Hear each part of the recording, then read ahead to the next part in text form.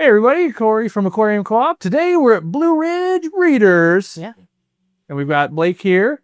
Yeah. And it's going to lead us around the fish room. Yeah, so we thought this would be a great place to start. These are wild-caught Discus from the Amazon. And they've really come a long way. A member of our club brought them in and quarantined them and dewormed them. And does a great job. He brings them in a couple times a year. And I was lucky enough to get a group of these.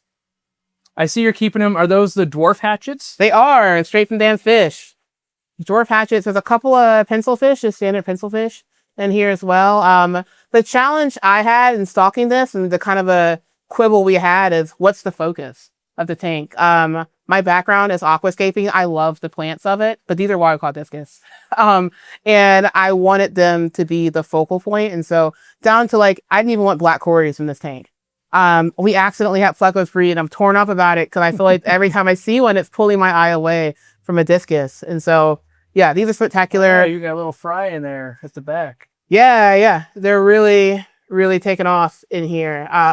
We got them and they were pretty good. The color was kind of subdued, which you would expect from a wild-caught fish. And they were all kind of back on the corner. When lights went off, I was down here in my bathrobe every couple hours, making sure they were alive. Yeah. But their favorite food is live Daphnia. I'll give them a little bit of nano. There's a small magic fish shoot here, and they'll go for that too. Really? Yeah. They get a little cagey at first. Yeah. But if you come back and just look over your shoulder, they'll be chomping a little bit on that. I know people will ask, because it's what I'd be wondering right now if I was watching this. What temperature do you keep? Because people always go, what plants can I keep in hotter Discus temps? And are you keeping them hotter or? So great, this is my second time doing this. I actually got a batch of these the first time. I didn't get enough. I got like 4, but that tank I kept way hotter. I was trying to keep it at 84 degrees and I thought what the fish needed. The plants were not thriving. I couldn't get any, even crips, I couldn't get them to go in 84. This tank right now is about 80. I do have a heater that's just embedded in this canister filter. It's a Wholesale canister filter. I don't even think it runs. The fish room itself, right now, it's about 80 degrees in here. We run a mini split when we need to, but all the tanks stay about 78 on the top, 77 on the bottom. This one's about 80 because of the heater. They'd be totally fine at 78. Nice. Yeah, so that way you're not having as much problem with the plants because they're not crazy hot. Yeah. And no, this is a great looking tank. Yeah.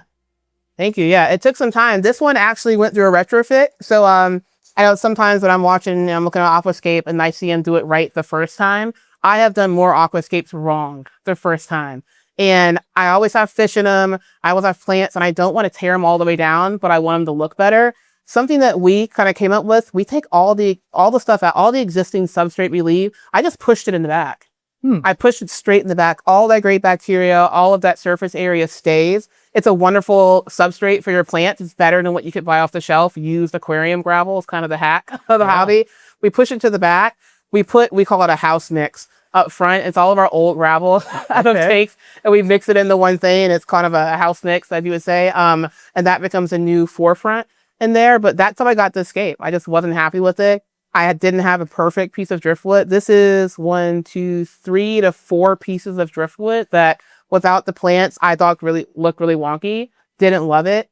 And somehow found an arrangement with the plants. Had to stay patient with it. It was murky. It had diatom for quite a while in it. And just keeping on water changing it really helped it out. Yeah, you've got, it looks like a fluval light maybe on there. Yes, we do. And it's not even it's to the back and not super bright. So this is a low light scape that's doing awesome. I turned it down. Actually, that was one of my problems. I had too much light. Okay. And especially this is kind of near a window too. So even if you don't think your tank's in front of a window, if your tank can see a window, it's in front of a window. Sunlight is very powerful, at least where our basement is located. So I would call it low to medium light. I keep the light in the back. I've tried to place the plants where I think they'll thrive and where they won't overgrow either, right? So if I put this Java fern in the back, it'd be bigger than I want it for this scape. So putting it in a lower light area, kind of like you would in a garden, it works for my eye. Nice. All right. What do you want to show next? There's so much cool stuff to look at. Yeah, so let's go right beneath, actually. Okay. And so these are, I scared him. There's a couple things in here. This is a great example for our fish room on how we step fry up and get them ready to get out of here. So these are Calico Angelfish. It came right off the slate. they'll go into a jar, pretty much like a lot of folks do. From a jar, they'll go to like a 10-gallon or a 20 long, but they can't stay there forever. And if you're lucky, you have a lot of angelfish. So we have found that we pull them out as they grow up and throw them in a 75. But the problem with that is a 75 to us feels kind of wasted if I only have angelfish in it. And so what you'll see in here is both my Intenjo rainbowfish. There's a breeding group and also ones to fry get a size. We'll move them here. When we sell, we'll catch here and we'll sell. You see lemon Plecos, lemon blue eye Plecos on the bottom. And here we've got plants that renew. This is actually a group of holdbacks of the angels, and so I just threw a couple slates in to see if I have any pairs. And for the, maybe newer people to the hobby, holdbacks would mean what? Yeah, great question. Yeah, so holdbacks is, and I've not done this before, and it's killed me. I have a fish. I love a fish. I sell so many of the fish. When I go around to breed them again, my breeders are gone, and I don't have any left. And then if I want to go buy them again, one, I got to pay for it, but two, I can't find them. And I wanted the ones I had, right? I think all of our breeders. You work hard for it. You work hard, yeah. Right? You look for them, and then you bred exactly, them. Yeah. And it's my line, right? And so these, if we get a chance to look at the parents' layer, these are a little different than the parents. I thought these were punchier. I like that nice orange head. So these are the ones that are going to be our future breeders. Okay. I'm probably just going to keep 2 pairs out of this. We do more than angelfish, and I couldn't justify having that many. Right. But 1 pair feels risky. 2 feels like it's right for us. And then I know the comments will be happening. I heard that she sells fish. Yeah. Do you sell direct to customers? Like, can people get these fish? Because it's better to say it on camera than make people search the comment sections. Yeah, we have sold fish before. We're actually coming to a selling season. We have day jobs, and so it's just not sustainable for us to sell fish every week of the year. But I will say the folks who get our fish first are our local fish clubs and our local fish stores. And if I ever post anything, we'll post it on our Instagram of Blue Ridge Breeders, and you'll see it there. But we'll put that up on the screen here so people can get a hold of you. Yeah, and we post pictures of the fish. Yeah, and but these right here are my holdbacks. This tank is not for sale.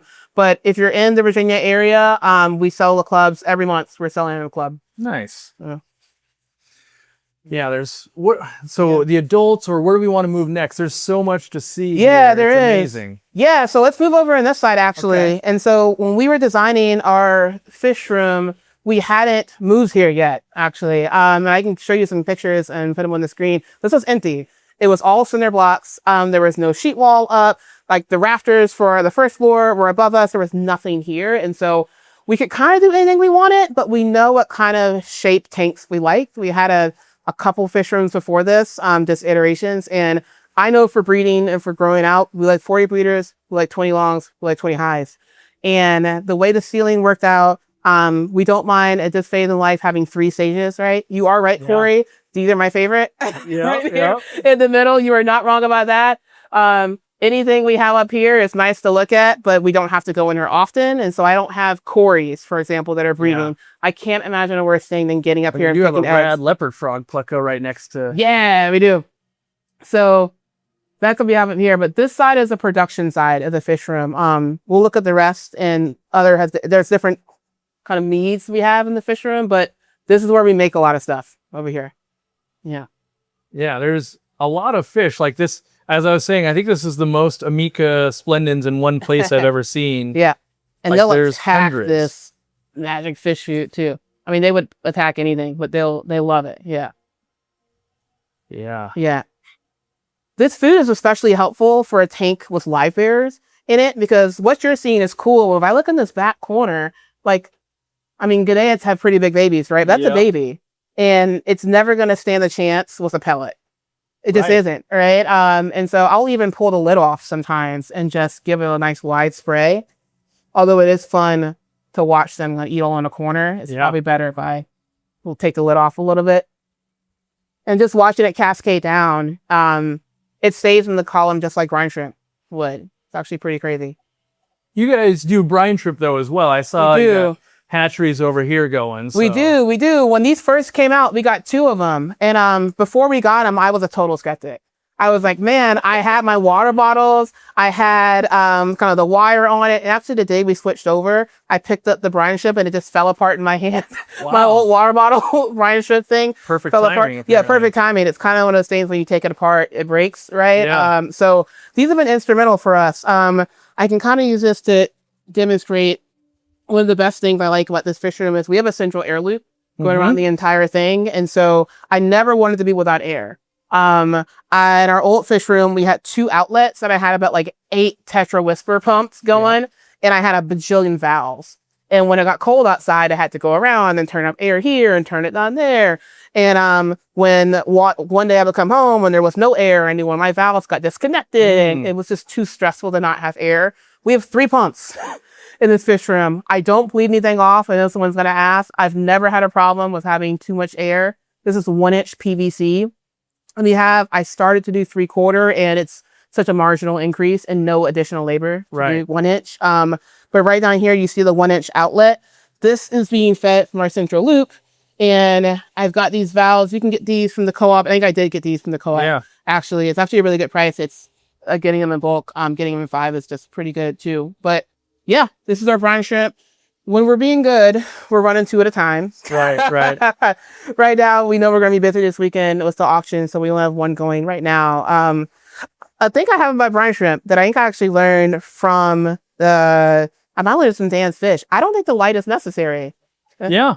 I'm not convinced it's 100% necessary, but I also feel like I got a light laying around. Maybe I use it. And that's what that was. Useful to collect them. Yeah, for sure. We have a light hanging around. And when I separate, I don't use a light.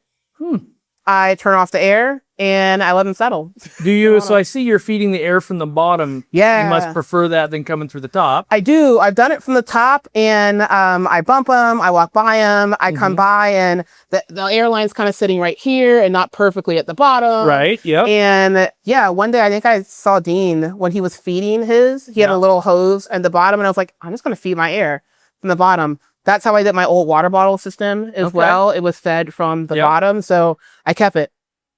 Right. Yeah. When you harvest, do you harvest out of the same hose or do I you? do. Okay. Yeah, I can kind of show you how it works. And so this is a check valve on it. Honestly, it fails all the time. It's actually terrible. And I needed it when this one especially fails, but I'll close it at the source here. I'm kind of marking the side. You might see that where my ideal amount of air for this is. So it kind of comes over. Yeah, like that little sticker on the bottom. And I'll have another piece of sticker here and it just shows where I like it to be bubbling. Because me and my wife share this fish room. And so it's helpful to have cues if you want somebody to help you out. Sometimes. Get on the same page. Get on the same page. So I'll shut off at the source. That's going to keep it from coming out here. I'll turn off my air and I just disconnect my check valve. Okay. And now I'm feeding from here. Yeah, now you could drain out once it separates out. And, Okay. And this will probably be ready tonight, actually. You can already see it kind of hatching a little bit. Use the light for that. They're stuck to those little sacks already. So, and then what kind of salt do you use? We got this salt. I think it's Fritz salt. Okay. But we're almost out. It's doing something kind of weird. It got kind of oily. Oh, weird. Yeah, I don't keep it in a container like I should. I've had that happen where it collects water almost. Yes, it's actually right here. I'll show you. It's I've had that happen. Yeah, so it collects a lot of water. Yeah, and I've had that. It's kind of gnarly.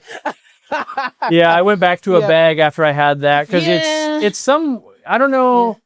I don't know why it collects water like that, but it did it to me too. And I was like, I don't know about this. I have no clue. We used to have it in a bucket, and underneath the bucket was wet all the time. It was super weird. But I got like a 50-pound box, and that's the last of it. And I'll probably be switching over to co-op salt after that. Yeah, so mostly I just want to point out you're using marine salt also because there's people that swear like, oh, you only need, you know, aquarium salt. And I find benefit to using marine salt when hatching. Yeah, but so do we. And someone's going to ask, I use 2 scoops. Which scoop? The co-op brine scoop, baby. We have 1,000 of these things, right? And so 2 of these, I fill her up, and a 1.5 of brine. That's what we do. You're doing quite a bit of brine there. Well, you got a lot of fish going. We do have a lot of fish. One more hot take about the brine ship thing. Don't fill it all the way up to the top. It's a mess. You don't like cleaning eggs off the lid? I don't. And I don't like wasting brine shrimp either. And so if I fill it up right here, it's a marginal difference of water volume for hatching, and it's way cleaner to do it that way. We also and you're running quite a bit of air, more than I do normally. Yeah, I like to keep it going. Okay. Yeah, that's what the air will run. And when it gets stuck on the side, I'll take a little squirt bottle and I'll just, if I'm down here. Someone will always ask. So realize that after 30,000 people, someone's going to go, is that brine shrimp water? Is that normal water? What is that? This is filtered water. Okay. I don't think it matters. We hatch the brine shrimp out in tap water. Right. I just happen to have filter. Do you have chlorine in your tap water? We do. All right. And you don't dechlorinate it? Yeah, we don't dechlorinate it. Okay. Well, we do dechlorinate it when we put it in the tanks, but the auto water stream system is dechlorinated at the source. Okay. Actually, yeah, and we'll get there in a second, I'm sure. Okay. Yeah. You want to talk about this? Someone's going to ask. Sure. What is this? I know what this is because I'm this level of nerd that I also have built these, but most people are going, what are we doing here? So fish keeping begets more hobbies, right? And other hobbies beget fish keeping. I am an amateur woodworker on the side. And so if you see something made out of wood, I built it around here and I did an air filter. We were getting our mini split cleaned and they're like, there's a lot of gunk in this thing because there's no central air down here. It's all contained. And so all the dirt in your house that your air filter is picking up, nothing down here is doing that. And so I was going to go to Costco. I was going to look online on Amazon and buy one. And I was like, God, I can't spend $300 on an air filter that the filter is cost $50 every time you need one and they don't last.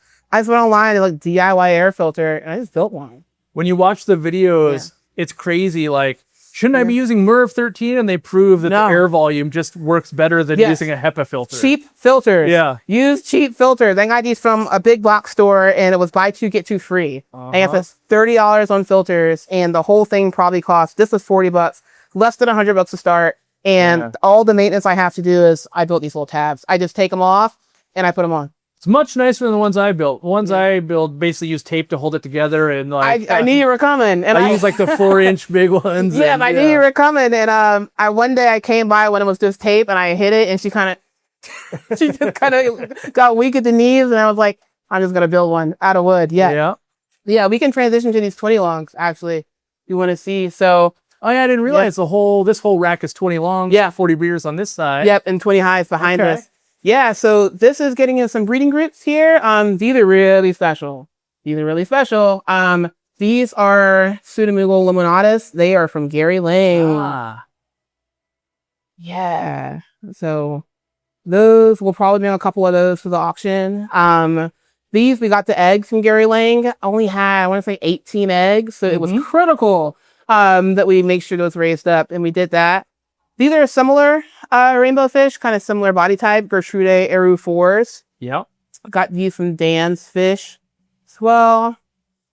Keep it on the small fish theme. Rocket Killies. There's it down here. These are some of our babies we bred out. There's also some luminatus babies in there somewhere. Some orange Neocaridea shrimp. This is a great example, Corey, of what you talk about all the time on making money off of one tank. Right. And so at each phase of our hobby, we've kind of tested this a little bit more. Right. And so we used to have just 20 longs, just shrimp. The shrimp are only going to breed if we only have shrimp in there. Then we said, I'll add a Pleco pair. Plecos never bought the shrimp. We got the babies. That was totally fine. And then we thought, hey, actually, we were running out of space. If we needed somewhere to put babies where nothing else was going to eat them, the shrimp aren't going to eat my babies. I'll put some killies up top. And this is a model you'll see around our fish room. We really push the limits of kind of how much breeding space we can get and grow out space in a tank. Yeah, that's awesome. You got everything is, you're making plants, you're making shrimps, you're making fish. Yeah. Like it's, you're basically the poster child of that style. Yeah. And so it's actually more fun too, right? I feel like I can stand in front of one tank for longer. There's way more to look at. These are some really cool rainbows. Melitania sexlineata. When they're fired up, they've got red lips. Maybe we can throw a picture on the screen. It looks like they're wearing lipstick. These are some females, they're males in the back. But these are some babies up in here.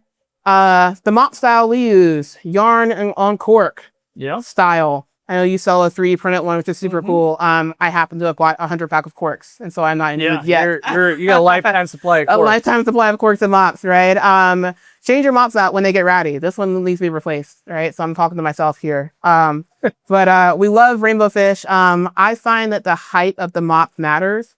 a little bit here. I know some folks like Dean will secure them down in one spot. This tank isn't that big. It's not really going anywhere, but in some areas of the fish room, we do hold it down. Now, when you say you love rainbows, is it because you guys love rainbows or they sell well for you? What's both? I think rainbows are passive income. I'll argue in the comments with somebody, I'm sure, about that, right? Passive income meaning some fish, you got to work hard to get them to breed. Yeah. You got to feed them the right thing. You got to catch them at the right time. You got to be home. These breed every day. And I'm doing nothing different other than feeding them regular fish food that I feed anything else, right? They throw eggs every day. I did have a little bit of an issue with other fish eating these eggs. So if I have cories with rainbows, the cories will eat the eggs. That is their job in nature. Yeah. They will do it way better than I can pick any egg. But and so are you picking eggs or are you moving moms? Yeah. So I'm a little neurotic. I like to pick an egg. Okay. Sue me. You know, there's been too many times where I move a mop over and I'm like, I only got 10. I know there was 100 eggs in that mop, right? Yeah. I would rather pick until I'm tired of picking eggs. And I'll show you my fry system because I do a little bit different than Dean. It's very inspired by him. But yeah, I like to pick my eggs. You even got a bunch of the longfin green dragons in here. I do. We have too many of those, right? Those you can contact me to get. I have a whole lot of those that I need to get rid of. Yeah, so those are super fun. These are some more rainbows, neon dwarf praecox or dwarf neon praecock rainbows with some stairby cories.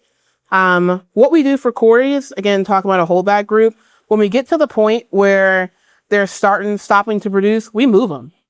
If you drop cories in a new tank, for us, they spawn right away, right? So these black cories, down here, right? These spawned yesterday. And I was curious. I was like, gosh, why they spawn? My wife had moved them the day before. I see. Yeah. And they spawned on the glass. I used the egg catcher you all sell, which is a lifesaver. I was telling you that I saw the eggs at 9:50 p.m. and 10 minutes to lights out. And I was like, I got to get this done. That's a good point. I don't ask people that very often. What's the right way to phrase this? What are the working hours of the fish room? Like when do lights come on and go out? This is going to blow somebody's mind. 7:30 a.m. to 10 p.m. Wow. Okay. Long time. I'll tell you how I think we get away with it. A lot of plants.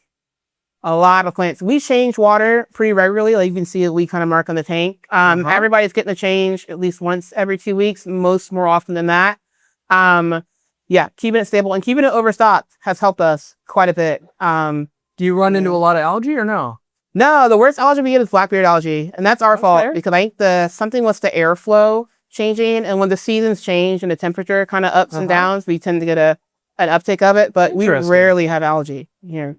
Yeah, no, the tanks look great, so I'm surprised to hear that long. Yeah, some red lips right there. Yeah, he's going, hey, I can show off. Yeah, really cool. If you haven't kept rainbows before, they can turn on and off the colors like every second. Yeah. They do what's called flashing. And so when you see those pictures of rainbows online, you're like, that's the best fish I've ever seen. That's when they're turned on but then they can turn themselves off. If I was to spook them, they would look like this female on the front and, so just don't be bummed if you buy rainbows and they don't look like that. They got to be happy. And then they start, a lot of times it'll be early in the morning. Yeah. Lights come on. Early in the morning. Once they eat a little bit too, they get pretty happy. Something we can highlight here right beneath. So I said we started kind of as shrimp people too. Look at that. Look at them going after that. Yeah.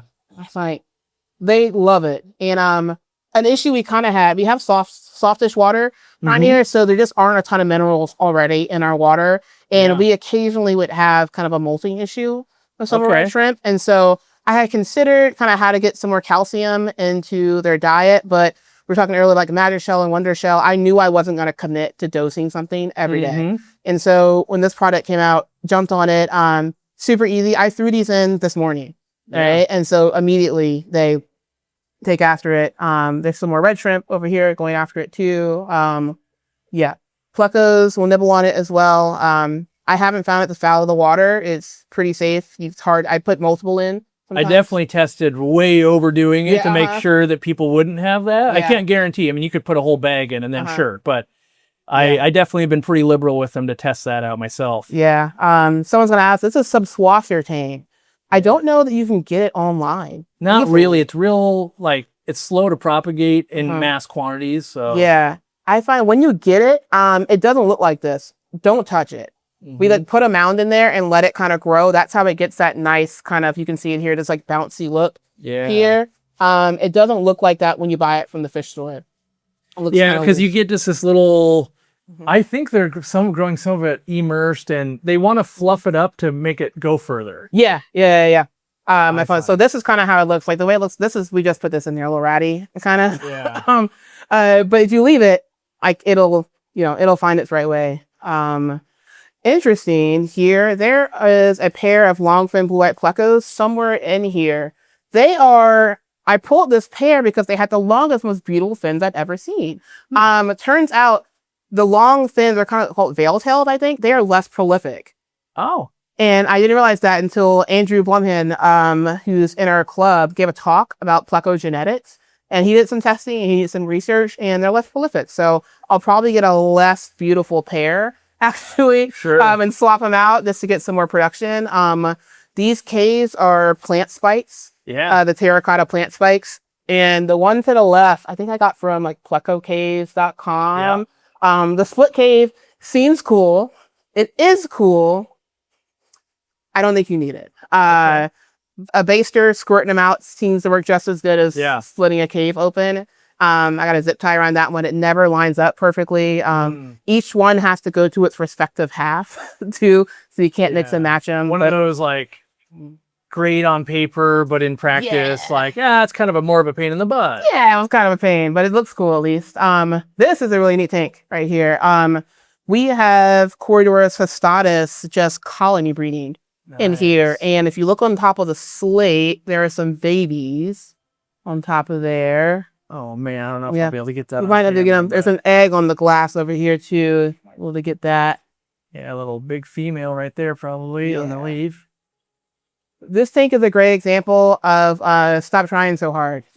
Yeah. We, for a while, again, I'm a pretty hands-on breeder. Like I said, I'll pick my eggs. I need to see my yield. I need to know kind of that something I'm doing is working. Oh, it's a huge egg right there on the front of the glass. Almost looks like a Nerite snail egg. It does, yeah. And so I would have thought. The way we tried to breed these is kind of how you would try to breed starbys or black cories, right? We tried to put them in a nice breeding group and look for eggs and pick for eggs. And when I try to breed cories, I didn't put a lot of plants in the tank because I want to see the eggs, right? I don't want them to eat them. I find, these are wild animals, right? And if you put something too natural, they're not going to put it on the glass. They're going to put it on the moss, right? And then I'm picking through Java moss to find eggs. And so we tried to do it more sterile and they just weren't going. And we threw them in here, we left them, and all of a sudden they're taken off. So I know that this is a fish that people would love to breed. So some questions. How many adults did you put in? I think we have less than 10 in here, somewhere in the 6 to 10 range. We didn't worry too much about the ratio. I know that's a big thing with cories, of more females than males. I haven't found it to be necessary for cystitis. All right. And then looks like that assassin snails and the shrimp, no problem even. No problem. And these are just kind of wild type shrimp. Whatever was in this tank beforehand, it's not particular a color. It looks like they're getting that wild type look. Sure. If you see, I'm looking to see if I see any, you can tell the assassin snail eggs. They're kind of like little diamonds with a dot in them. Kind of remind me of shark eggs, kind of that look. But they lay eggs everywhere. You'll never see a baby. They're all in the substrate. Yeah, they go subterranean. Yes, they go subterranean until they get big enough to kind of come out. And that's their gig. Nice. These are not Adolphi cories. They are duplicarius cories. They are slightly different. Got these from Don Kenyon at a club auction a while back.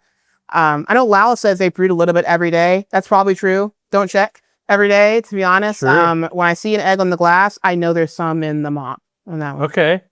And so these guys aren't laying, so they will lay on glass, but they're more laying in the mop for you? Yeah, and I did something a little different. A lot of mops are floating. I put a weight on this mop and stuck it on the bottom, and I took this air stone. We don't use air stones a lot, but I try to put the mop on top of an air stone. What I'm signaling to the fish is spawn right here, please. Yeah. Right? And that helps you as a breeder. I'm not checking my entire tank looking for eggs. If they spawned, I know they spawned in that spot. And that's always been true for those. Yeah. Nice. Probably up in the coolest fish we have is right beneath them, actually. Okay. This is our breeding group of Rainbowfish. Your favorite rainbow's favorite rainbow. I love these guys. They sell really well when we can get them in the store, which is not often. Yeah. This was a saga too. So we actually got 4 from Dan's Fish, and they ended up all being males. And so he didn't have them anymore. And I went scouring the internet and found someone. And in the comments, I just begged. I said, if you have females, please. They came in, they were on death's door. Like, I've never babysat a tank harder. Wow. Babysit them. And they pulled through. And so these are the adults. We have Fry as well. Again, these I find they like their mop on the ground. I got that trick from Eric Bodrock. Yeah. All of our rainbows, typically we do hanging mops, and these are much more prolific on the ground. And you got Fry of these? Yeah, we do. We got some Fry. They'll be in the auction tomorrow. And these guys are, basically full grown. So they're, kind of 2.5 inches, not huge. Because sometimes on screen it's hard to it's a rainbow, but not like a 5-inch Basmani rainbow. Like they're smaller for sure. Yeah. That's why they get the Pygmae name. Yeah, and this is great for breeders. A lot of the rainbow fishes you'll find, like a Bozemanite, they get huge as adults. And if you're not dealing with a lot of tank space, you can't ramp up production of those as much. Or you got to sell them younger than you kind of want to. You're not going to get as much, and your local fish store isn't going to appreciate having a lot of gray fish that you kind of have to get rid of. So these look good at a small size. And this is as big as we're going to get right here. Nice. Yeah. Super cool. Yes, love those. This fish, we actually can go up and then down. These are paradise fish. Yeah, I'm just starting to play with these guys. Yeah. Glare to... These have made a fool of me so many times. I said I'm maybe too hands-on as a breeder. And so actually we had them in this tank down here, and then this water lily, they made a bubble nest, like a betta would make a bubble nest. And I saw little tails coming from the bubble nest. And so my enterprising self, I take a cup and I scoop, right? I put them in a hangleback. I'm feeding all these live foods. And every day they just dwindle, right? What has worked? There's a ton of babies in this tank here of paradise fish. Take the parents out, leave the babies. Like, I know rams are kind of like that too. The fry can be really sensitive to being moved. Where they're born is kind of where they want to stay. That's what I found. Yeah. And it's kind of just easier. Yeah, it's way easier to catch them. Yeah, and actually there's multiple generations. They weren't eating their fry for some reason. I have had terrible luck with parental fish. I see. I always get bad parents. Somehow. I don't have a ton of experience, but apistos and rainbows and cichlids I have just found in our fish room, they need help, right? I feel like I'm the step parent of the fish. They need more support. Yeah, we can talk infrastructure for a second, actually. Okay, yeah. And look at this dehumidifier, and you can kind of see our drain line behind it. So I think it is 3-inch PVC going around. You have to slope it. You do. And when we built this fish room, I knew I was putting 20 longs on this wall, and I knew that was going to be my low spot. So I had to start at my low spot. And then, don't forget to calculate where your bulkhead's going to go. Yeah. Because they have to overflow somewhere. So it has to be maybe lower than you're thinking. And then you can go up from there. And all the span and everything, you can find it online. And there's some code involved in that depending where you live. But yeah, so all of that's smart. Because if you would put the 20 longs over here and put the 40s over here, you'd have a way worse time. Yes, and way worse time. Right. And we don't have a floor drain here. And so we can talk about how we get water in and out. But had to make that work. This dehumidifier right here puts in a lot of work. I run through a dehumidifier every year. I seem like this is not natural. Dehumidifiers they're never going to catch up down here, right? If I can keep the humidity below 60%, I'm happy. Yeah, I like mid-50s where I shoot, and I'm like, I can live with this. Yeah, I can live with it. It's safe for you to be around. Yeah, that's what we're going for. This here, big production area. It's kind of like an assembly line of fish, really. We have Japan blue endlers, probably more than you've ever seen. Are you just colony breeding these here? Yeah. Or okay. Yeah. So I was like, there's a lot going on in that tank, and I was like, it looks like it's just colony bred. It's just colony bred. And actually, I should be trying to sell more so they can actually have a chance to grow up and get some color. A lot of folks in our club have these, and so we don't often swim that much. They can flood out on you. Yeah, they can. Great fish for kids to get started. Super hard to mess up. When I take them to auctions, they're doing me a favor by buying them. I don't feel bad because I don't make any money off of them. Right here, we've got, it looks like around 20 Longfin orange Radacas. Got these from Dan's Fish. Really into Medaka rice fish. We have quite a few strains here. These are fun. You can't quite see the long fins. You can kind of see it on some of them there. On this one here. Yeah. If I get it to focus. There we go. There are also super red Plecos. It's a pair here. I've got the wrong cave for them. I think it's too big. That plant spike is really the right diameter. That like 1.5, 2 inch diameter works great. I got those rocks from a garden center. Right. I rarely get rocks from like the fish store. Right? I always pick the heaviest rock known to man. You don't pay lots of money for rocks? I don't. I would love to. I don't. Right. Club auctions and garden centers. There's rock yards too. Some of them will let you buy them in a bag. Yeah. Like $11.99 a bag or $20 a bag. You got to put them in a bag though. But other than that, it's really cool. This tank right here, you can see it, some yellow shrimp going after. A lot of fry. Yeah, a ton of fry. This thing got away from us a little bit. Short fin blue eyes are, I mean, prolific is not the word, right? And it was really cool. They're great sellers, especially to local fish stores. Great store credit, great cash thing. Again, pretty passive income. Put a pair in a tank, walk away. Come back hopefully before they've left the cave if you don't want them to live there. But I'll ask this because I know a lot of readers are all wondering the same questions, and you don't have to answer. So if in the comments she doesn't answer, that's fine. Yeah.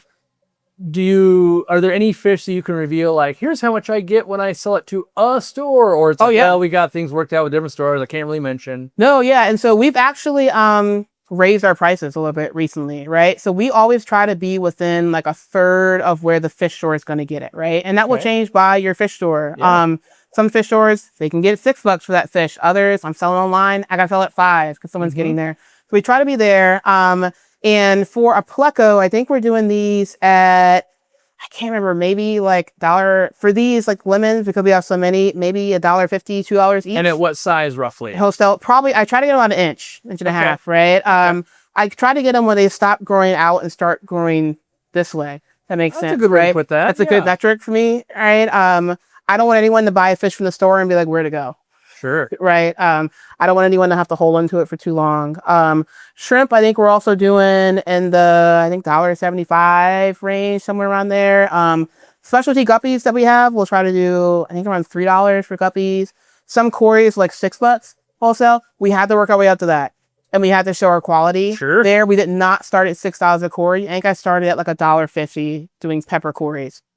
All right. That's very interesting. Most people, they don't realize that like you got to build up the brand and the thing. And like Dean gets a lot of money for his fish. Dean's got a brand behind him now. Yeah. And so it's a long term. How long have you been selling to stores and stuff? Yeah, so we started in around 2020. The pandemic, that's also when we went from like 1 tank to 100 somehow in that year. There wasn't a whole lot else to do. Did you literally go to 100? Like for sure. We downsized. Okay. It was hard to believe. We had at one point in here, we were kind of merging styles and figuring out how we wanted to run. We had more than 100 fish tanks. Wow. On here, we probably at 110, somewhere along there. Anywhere from 5.5 to 75 is the size we had. Yeah. So we started store credit with folks. I think they got tired of us. We were buying every dry good they had. We had all the fish. We just needed dry goods and stuff like that. And so we started there. And eventually one day a store was like, I only have cash. Can I give you cash? And we're like, yeah, you can give me cash. Yeah, cash works. Yep, cash is fine. And then from there, we had to kind of evaluate our own value, right? And like, you know what? We have jobs. We have day jobs. I don't need any more sponge filters. I don't need any more like mega jars of food. I would like to have cash, right? And so as we introduce ourselves to new stores, we start there now. Yeah. We start by saying, hey, love your fish store, really cool. We have some things. Here's what we have to offer. I'll send them our prices that we have up front. Do you like to do store credit or cash? We prefer cash.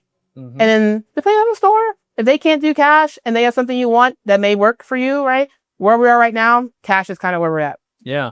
That makes sense. I mean, you eventually scale to a point where you're buying things in bulk, not from a store anyway. And like, well, the fish I want are $500 and not trading sponge filters for them. Yeah, so I'm not trading sponge filters for them. Yeah, for sure. That makes sense. So yeah, that's what we got. This is a good visual of our water treating system. Okay. Take a look. Everything is controlled by a Rockio sprinkler timer. I think you use Rockio too, right? Yep, I do. Yeah, love the Wi-Fi capabilities of it. I mean, I don't have a sprinkler system for our grass, but we have one. Priorities. Priorities, yeah. You know, I found the electrical to be approachable. Get 2 extra feet of wire than you think you need because you're gonna cut through it 6 times. What I did.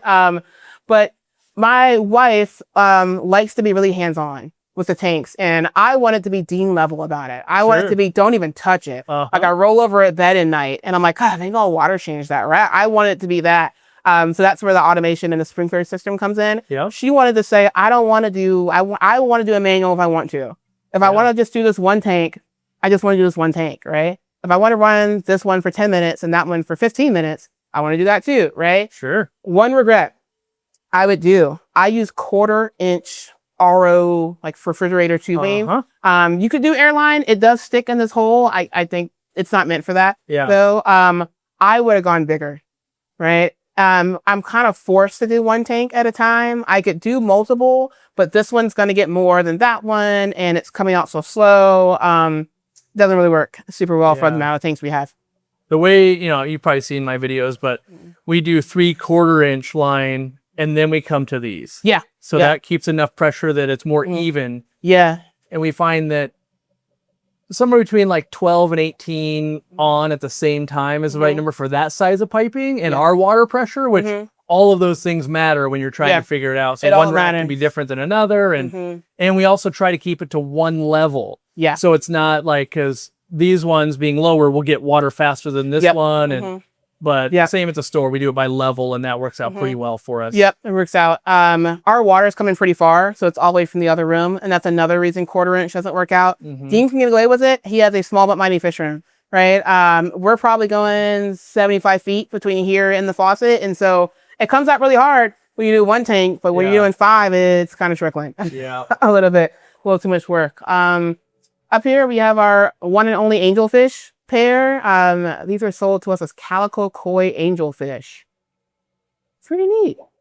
Pretty neat. I just saw there's more fry here too. Yeah, those are more paradise fish. Yeah, so we got like 6 from an auction, and as they paired off, we moved the pair here. They paired off, moved the pair there. They're great parents.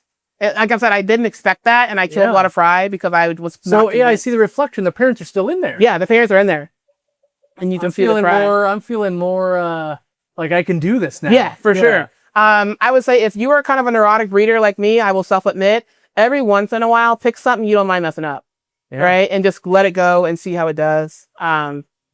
I prefer that. I prefer the let's see if I can be lazy and nature will get me through this first. Yeah, for sure, right? And I'm like, I just paid X amount of money for this. I need to see some eggs in my hand at a person. Up here, Melatonia Gary Lang eyes up here, as well as Elves 333 King Tiger Pleco colony here.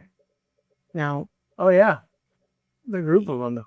Yeah, I have found with these Plecos, the only cave I've ever seen fry in is the one all the way to the right. I have no clue why. I don't know if that's the dominant male. I don't know if that's just their favorite cave. Eric Bodrock would be proud. Give all your Plecos multiple cave types. Give them options. Best advice I can give with specialty Plecos, buy them big. If you can afford it, buy time. You don't like waiting years to see if you got the right ratios? I don't, if I can help it. I was telling you earlier, I could have bought more leopard frogs. Like every year, I could have bought them today for $60 at 2 inches, but I'd rather pay $80 and get them at an auction for 4, right? And then be able to start right away, right? Yeah. Not just for the instant gratification, but because it's only going to work if I have a certain ratio, and I would like to know now instead of like 3 years from now, right? Bolbitis is a huge plant in our fish room. Yeah. Is it still hard to find? You're not gonna... Commercially, yeah, because you can either get it where they're taken out of the wild, and all the farms don't want to grow this because it doesn't grow fast enough. So we don't have a way where we can buy it and sell it basically in mass quantity. Gotcha. It's like I'll bring some from my fish room to the store, and some customers will, but nothing going from our warehouse because we just can't get it in a quantity that would. You know, it doesn't do us any good to be like, oh, we got 20 pots. Like, that doesn't do a lot for us, so. Yeah, it's the kind of thing, once you have it, you can have it forever. At least in our fish room, it's really prolific. Do you guys sell any of it?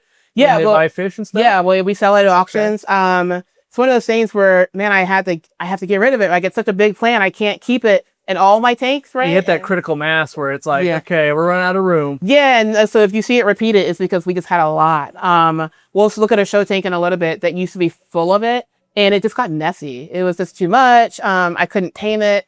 There was no amount of like pruning it. It would just kind of bite you back. It was kind of an angry plant. Yeah. A bit. Yeah. So Bolbitis, and when we can get it, this is regular Bolbitis. We have some mini, but most of our Bolbitis is pretty big. This tank gets in a lot of work. This is like the car you have that has 100,000 miles on it that will always start on for you, and there's no AC, but God, it doesn't just work, right? And you can't get rid of it. This tank cycles through so many fry. So right now we have some dwarf mollies growing out and some Gertruda Eru4s. On the bottom, we've got some like long fin and short fin green dragons. Sometimes they throw short fins. Yeah. Assassin sails. I've had 100 black cories in this tank. I've had 100 CPDs in this tank. It just, a 40 breeder, there's kind of nothing like it for growing out a lot of fry. Yeah. Yeah, you got the numbers. Yeah. Looks like there's killies or, yeah, it looks like some kind of killie. Maybe it's there might be some rocket killies. Is it the pan check ones I saw over here? Like, what are these ones? They were. It might be. They were with the. Oh yeah, we have a couple of Danios. I see them. They were some gold green Danios. Yeah. And then, but I saw killies in here too. I swear. There might be around here. Yeah. I remember right here. These ones. Yeah. Yes, we made a couple of those. Yeah. We did. Yeah. Okay. We did. Almost forgot about it. And so. Those fry might be those, or those? They are, yeah. Okay, those fry are those, yeah. There's only like 2 in here. The good eye. Yeah, I totally missed that. Down here in the bottom, passive breeding projects. Okay. Down here. So this Bolbitis, we tried to get it. Like I said, it kind of gets unruly. It gets big and starts collecting mold on it gets big and moldy, which, depending on what you like what you're going for. We have Yellow Galaxy Sunset Guppies throughout here. We're a little low on stock right now, but passive income. Just breed and breed and breed. If you have it planted, the fry will take care of themselves. There they go. Got those from Dan's Fish. Also an example of getting a nicer guppy. You can get guppies anywhere. They're all guppies, but your local fish store has those. And when they say I can get guppies for 75 cents, they're not talking about these. Right, yeah. They're talking about, we know, the guppy they're talking about, right? If you can get some nicer that breeds true, here's another male right up here. It helps. We also have some cories, some flagtail cories down here. Oh, yeah. They are colony breeding. Fun. Down here. It's one of those things. I don't feel like picking eggs. Yeah. They're all in the Bolbitis that I just said it looks kind of nasty and moldy to me. I'm not going to pull it out. If they hatch, they hatch. If they don't, they don't. And so they've just been hatching down there. Pretty cool. We can start up top here. I call these like Frankie discuses. Like, they're like a little kid named Frankie, kind of, who like you can't get him to brush his hair or anything, right? These we got at a club auction, and they've always kind of banged. They were the runts of the guys group, and we just gave them a good home. Yeah, a little derpy. Give them a good home. We have snowball Plecos in here as well. If you look here on the right-hand side, you might catch some in a cave. Oh, yeah. Right there. Yeah, we've bred these. They also have a preference to one cave over all the rest. Oh, really? But I think the biggest group I got, I think was 9 out of them, and I caught it at the right time. Yeah. They still had a little egg sac. I actually left them a little bit in the cave when I caught them. Got those. One of my favorite fish down here that I bred, Loricaria semolina, the marble whiptail. Wow, you bred them. I did breed these. Are they a lip breeder? Yeah, lip breeder, yeah. Yeah. Nice. Like 100 eggs just covering kind of the bottom. That's super cool. They'll fan them a little bit. You'll see them kind of like lift them up a little bit, and they'll fan them. I let the dad hold them until they'll start white, and over like 15 days, they'll kind of get dark. And I let them hold them until right before they're ready to hatch. Nice. You can look at them and see them moving inside the cell walls. Super cool. Wow. More Pleco pairs here. And what rainbows? These are Calitawas. They're growing out.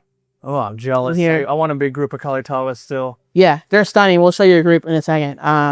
It's a cool system, this masking tape and then numbers. Yeah, masking tape, numbers. Calitawas makes it easy to go, how many we got supposed to have in here? Yeah, and actually, if I can find it around here, we keep clickers like a bus driver.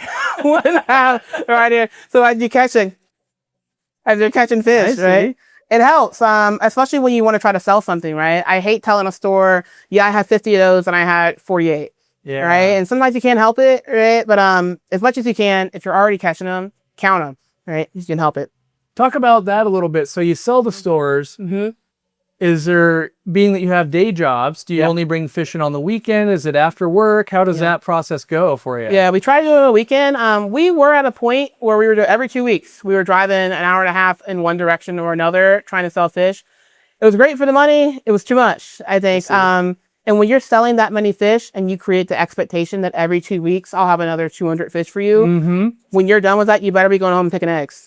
Right. And if you skip a week picking eggs or you go on vacation, at some point in that production, you're going to lose a month or so of having fry, right? And so doing it on the weekends has helped. Going to clubs, local clubs, has helped tremendously. I'm already going to the meeting. Bring a bag of fish. Bring a few bags of fish. It benefits your club. If you become a member, there's a really favorable split to that. I think local clubs have kept us going. They kept us excited. That has helped supplement in times where stores get dry, right? So we're getting warm outside, and it's about the time where, you know this, right? They're going on beach. They're going on vacation. Everyone wants to be outside, not in a hot fish store. Yes, exactly. Nobody wants to be in 77 degrees, right? Fish room. So we give ourselves a little bit of break in that too. And local fish stores and clubs really help us kind of keep going. Nice. Yeah. Beneath this, I can give a kind of talk about, should I put this fish on auto water change? So all of our tanks don't have them. Most of them do. These are banded Cuban limias. And there might be a couple koi medacas sticking around. Yeah, there is. I see one over there. Yeah. These fish would be totally fine without an auto water change. It's heavily planted. The scripts are good. We have gone back and forth on, should I just throw them somewhere in the corner so I can use my tank and use water change or not? I think just do it. Just leave them. I don't want to we've gotten down to a handful of these because nobody wants them. Yeah, they're hard to move. Yeah, they're kind of hard to move. I know throughout the fish room, we've talked, my wife and I, about like, am I keeping this for profit or am I keeping this for fun? And sometimes that's a Venn diagram and sometimes it's two circles. Do you end up with too many for fun and not enough for profit, or it's always maintained for you? I think we're hitting a sweet spot right now, right? We've had most of the fish in the fish store we've had before, right? And so when we're looking for something, I'm thinking, well, I've had that, right? And I don't know if I want to have it again, or I had it and I couldn't sell it, right? But if you really like it, I think keep it, right? What keeps us profitable isn't having fish that sell, it's wanting to make more fish, right?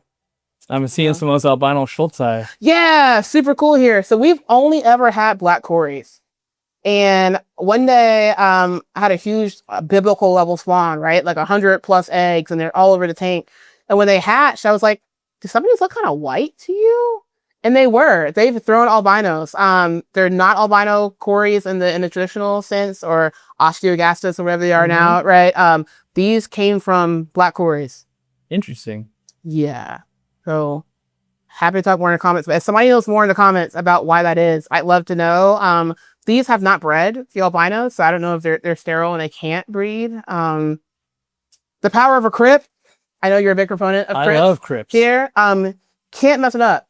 Really, I mean, you probably could, but I always say things like that. But when you have 100,000 people, it's like, okay, well, 1,000 of you are going to mess it up. 1,000 are going to mess it up, right? We don't fertilize in this fish room. Right? Maybe we can talk about that. I mean, you do with fish poop. You're feeding quite a load most of the time. Yeah, fish poop was the fertilizer, right? But we've EV green here and there to get stuff going. But once it's going, it's going. Overstock is the method. Yeah. There we go. I think it keeps a healthy tank and a balanced tank, right? If I go into the Amazon, I'm not going to see 3 fish, right? It's a lot of fish in that capita. These are neat. Right here. So some dwarf mollies, another fish that has almost gone extinct in our fish room because nobody wants them. Yeah, I've kept them a couple of times and I'm just like, but I can't move them. Yeah, they're like impossible to move almost. And so we just started moving them with other things just to keep them alive. Yeah. And these are Maricide rainbows. Yeah, they almost look like a supersized version of the Plecos. Yeah, they do, with one more color. These are all males. We have some holdbacks kind of beneath. We're trying to grow out. We lost a couple of females. A neat wild caught Epistogramma cruzi, I think one of our club members went to Peru and brought some back, and the Grego, that's the female right there. Yeah. And there's a male at the beginning there. So yeah. He was over here earlier. Yeah. This right here, another tank that is holding some fish that we're trying to sell. My all-time favorite rice fish is in this tank. The Reckless Ulysses Madaka rice fish. You can get a call. They're all the orange. A lot of rice fish, especially if you're getting them kind of fresh from overseas. I think we're getting folks coals. I'm convinced we're getting the coals. Right? I could see that in China. They are bred, of course, to look great from on top in other countries. Yeah. American fish keepers tend to look at it straight from the side. And so a lot of the really cool ones, they're cool on top, from the side, totally bland. A fish store can never sell them. And I know getting stuck with them. These look great from the side and the top. Really fun. Would do great outside. I keep all my Madaka inside. That's kind of what I do. Nice. And you're cranking them out too. So yeah, another one where I didn't even see all the black cories in here. Yeah, it's tons of black cories. I get caught looking at so many other fish that sometimes you just miss an extra 50 fish. Wow.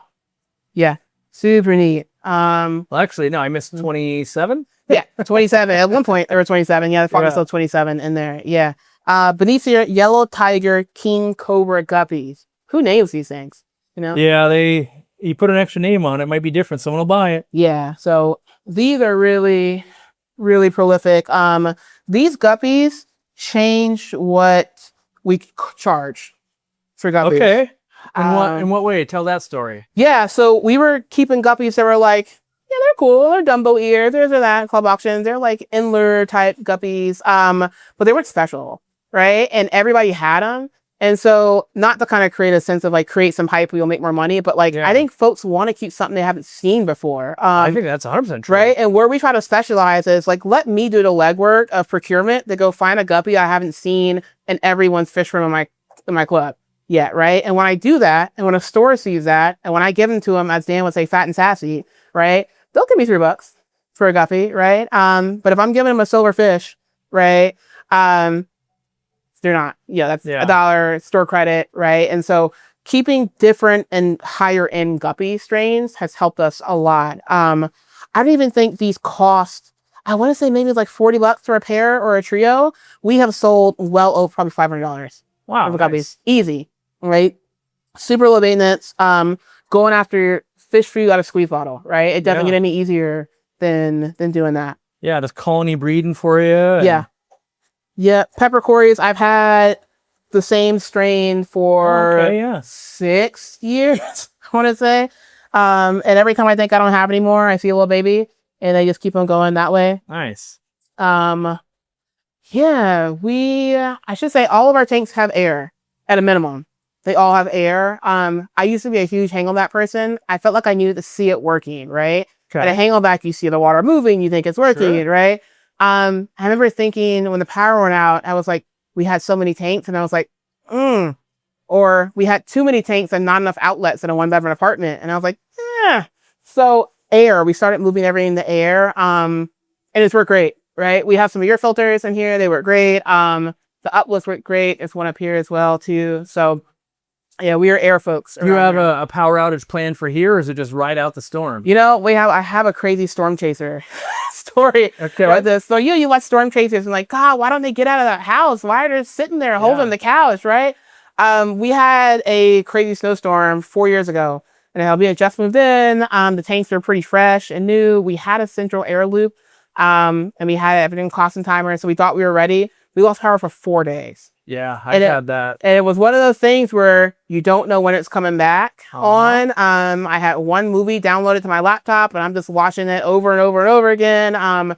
We decided to stay. We met my mom and got a generator. We live in a small town, and they were all gone. Yeah. So I drove an hour and a half to get a generator, came back, set it up outside the fish room, moved the air mattress down here in the dogs, and we were living in the fish room for 4 days. Keeping it warm, probably. Keeping it warm. Yeah. Yeah, so we had a little heater that we had going, and that was the plan. And we plugged in an air pump, and that's where our central loop comes in such handy. We had one outlet, plugged it in, fish made it. Nice. It was fine. Yeah. So this right up here, this is Limia perugiae. Really beautiful live air. I wish it sold better. I made so many of these, and I don't move enough. Yeah, I'm a huge fan. In the right light, that blue is amazing. Yeah. And then we also have L397 Plecos. You famously paid like $400 for those, right? And gave him a bean, right? It's like, I bought them at CatCon. Yeah, I love CatCon. I got some of these at CatCon, actually. A different CatCon, but CatCon. And these were at one point really prolific last year. I think I lost a big female. The importance of holdbacks. Right. And so I kept some from the first spawn we ever had. And so I plugged them in and they were already a pretty good size. But yeah, and for holdbacks, like on these guys, you got to hold them back and grow them out a few years. You do. Yeah. And the original breeding group, again, if you can, start with a mix of gene pools. So we have some from one before they were aquarium bred, and we have some wild caughts that were mixed in there too. And yeah, they've been taking off. They've been doing great. Yeah. So I want to show this table real quick because I think it's awesome. This is like a center island to pack fish and everything. Yeah. But it's got the greenhouse top. Yeah. Totally water resistant. Yeah. How did I not think of that? So, like I said, I'm a kind of amateur woodworker. And if I think of a thing, I first think of how to build it out of wood. Yeah. And then I'll work backwards. And plywood is crazy expensive. Yes, and it's actually pretty hard to cut and it's hard to get home. I can get home an 8-foot sheet of polycarbonate. Or I have also famously cut one in the Lowe's parking lot with a circular saw. But the idea came to me because I was like, okay, we just need a space, right? We had a bench here before. We roll over little tables, and I'm always just like, I just need a place to throw my crap, right? Yeah, to work. It's a workspace. Yeah, it's a total workspace, right? Like any great workshop starts with your workbench, right? And this is a hub of this room right here. We're big Goodwill folks. We're good big Dollar Tree folks. And so a lot of the trinkets and little containers are old fish food containers or Dollar Tree things we've repurposed. Yeah. So all of our lids are polycarbonate too. So that's where we started with polycarbonate. They all kind of fit. Yeah. I know how that goes. Yeah. It had to be too perfect. I'm not going to get a new sheet and recut a lot of these. So, floating plants have been instrumental for us too. I know this tank is a little bit cloudy, but everything in this tank tears up the substrate, so it's never going to be clear, right? But floating plants is like life insurance for us, right? They're also great at eliminating duckweed, like water lettuce. It will eventually crowd, and duckweed will have nowhere to go. Nice. I haven't had that happen to me yet, but I want it to. Yeah. Passive duckweed elimination. Yeah, super cool. I'll take that all day. Yeah.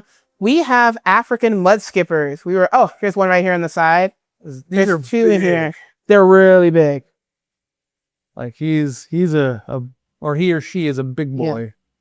Yeah, there's two in there.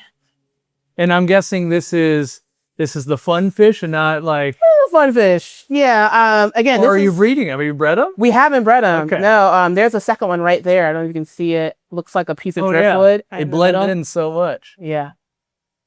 Oh, super cool. They've got a really cool blue coloration on the fins when they raise them up. That dorsal fin. Are these ones brackish? Yeah, they're brackish. Okay. We are not exact on the brackishness. I think brackish is fluid, right? If it has salt in it, I think it's brackish, right, to me. So you put a couple scoops in, and then we fill it up and carry on. I think we showed these pygmy rainbowfish as well. We also have, you can kind of see red lizard whiptails around here. There's one in the driftwood kind of shaking there. I see one, yeah. Yeah, so we got female heavy. We've bred these too. They lay eggs kind of like the whiptails, the Loricaria whiptails, but they'll lay them in a cave and they'll hatch out. This is a good one to take from the parents. Okay. Let them get them close. And then if you have we have the Zis box that hangs on the inside, screw them up in there. They're great. They're really good. Yeah. Longfin cherry barbs that we made on here. I know you're a fan. I am a fan cherry barbs. So that's a good looking tank. Yeah. So right here, so what happens sometimes is we have a little piece of a plant, right? Like a little piece of Java fern or a little piece of Anubis, and we just glue it to something, throw it in a tank like this, and just let it propagate itself. And that is how we have maintained and gotten more plants over time, right? We just don't throw away little pieces. How long does it take? Because I feel like people hear that and for me, I'm thinking to make a tank like that out of scraps, that takes a couple years, Yeah, it can. And we have the advantage that we have a lot of tanks, so we have a lot of scraps here and there, or I'll break down a tank and I'll put the plants somewhere else. quicker than you think. If you can get a clean piece and put it in there, I think in the, I don't know, in a couple of weeks, you'll see some new growth. In a couple of months, they'll be like, where'd that plant come from? Yeah. Yeah. Very nice. This pond, this was a co-op inspiration. I don't think I did as well as Dean here. So we took some of our Medaka rice fish strains and threw them outside over the summer, and we would just go outside and go fishing. Every once in a while, they made some babies, and so these are those babies. $10 thing from the big box store. I used a bulkhead I already had on the back. I tried to bend the PVC over the stove. Yeah, I got a little impatient. I think on it, but out of a couple of attempts, this was the best one. Got a lily just from a club auction for a couple bucks. Threw it. It's in a terracotta pot. Terracotta is great for inside the aquarium. Threw it in there, and they've been happy. And I will say, you have to use one of those Zis no clog air stones. You can't use that like 3 for $1 air stone, the little pumice one. It will not make enough air to get it out. It is. You got to get the right. It's the right bubble size and the right flow to get the water flow going. Yeah. And this one, it gurgles a little bit, so I just threw some foam. Keep all the foam too. That's another sickness. I can't get rid of a piece of foam. Threw a piece of foam up there, and doesn't look. You wouldn't even know if I hadn't said anything. That worked out pretty nice. Yeah, pretty cool. A little fry rack here, even. Yeah. So Dean's fry system. We have 3 of these. I made a small change. I hope Dean's not mad. The fry system. He's probably thrilled to hear it. He loves when people are working on the stuff. Yeah. So I mentioned I like to pick eggs, and I just need to know. And so when you pick eggs, I could get a container and hatch them out separate from somewhere else. But what I just do is I just put a little container in there with some moss, and I'll pick my eggs and I'll throw them in this container, and they'll hatch. And it's a good environment. There's always water flow, so they don't fungus. I don't need any additives in there. And so as they hatch out, I kind of cut a little slit I see that on the side. They come out and they swim. And what happens as they get bigger, we'll dump the tray. And then we'll put them back in, and we just keep that going. And you just roll the eggs from your finger onto the moss? Is that okay? I actually put them in a little cup, and I just dump them in there. All right. I made these lids because I had too much evaporation going on. It will cause a leak sometimes if your cut's not right. So if this is kind of hitting this. Right. So I don't always recommend a lid. Because that's not on auto water change, so the evaporation matters. Yes, evaporation does matter for that here. Yep. So we've got 3 of these. Something else I've not had a problem with this one, but in other iterations, these outputs clog a ton if you have a lot of snails in there. And it's not the dirt and the kind of the moment of the snail, it's the body itself. They get sucked up in the filter somehow, and they get stuck. This is a really small diameter right here. Yeah, I haven't had that problem yet, luckily. Every time I flush them out, I see snail shells coming out in there. So we don't have a lot of fry at the moment. We're kind of just in between phases, right? Which is okay. You've got lots of fry, just not that stage of fry. You've got lots of juvies. And... a lot of juvies. Some fireball flatties in here. We had to put the mom in here and let her drop. Yeah. And then they eat, at least ours, eat their eggs, their babies, like nobody's business. Mine do too. Yeah. So this is the most we've ever had in one place. Yeah, you got a lot. And nice redwood floater up there. Yeah, redwood floaters.